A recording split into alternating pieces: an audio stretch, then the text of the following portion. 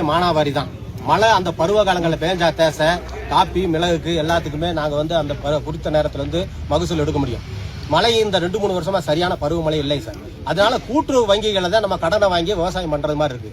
கூட்டுறவு வங்கியில இப்ப கடந்த ஆட்சியாளர்கள் எப்படி இந்த விவசாயிகளின் துயர் துடைக்க எப்படி தள்ளுபடி செய்தாங்களோ அது மாதிரி இப்போ உள்ள அரசு என்ன தேர்தல் வாக்குறுதி என்ன கொடுத்தாங்களோ அதைத்தான் நாங்கள் அரசு கிட்ட வலியுறுத்துறோம்.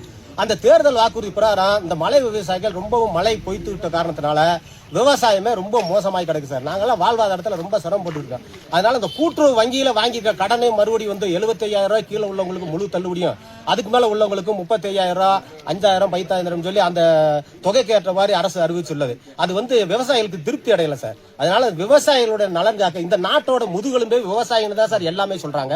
ஆனா இந்த விவசாயிகள் நல்லா இருந்தா தானே சார் இந்த நாடு நல்லா இருக்கும். விவசாயிகள் தான் சார் முக்கியம். அந்த நாட்டோட முதுகெலும்பே விவசாயம் தான் சார். அதனால எங்களுடைய கூட்டுறவு வங்கியில வாங்கியிருக்க அந்த விவசாய பயிர்கடனை அரசு தேர்தல் வாக்குறுதி அளித்தது போல முழுவதும் தள்ளுபடி செய்யறதுக்கு எங்களுடைய ஆர்ப்பாட்டம் நாங்கள் நடத்துறோம். உங்க பேர்? என் பேர் கிருஷ்ணமூர்த்தி.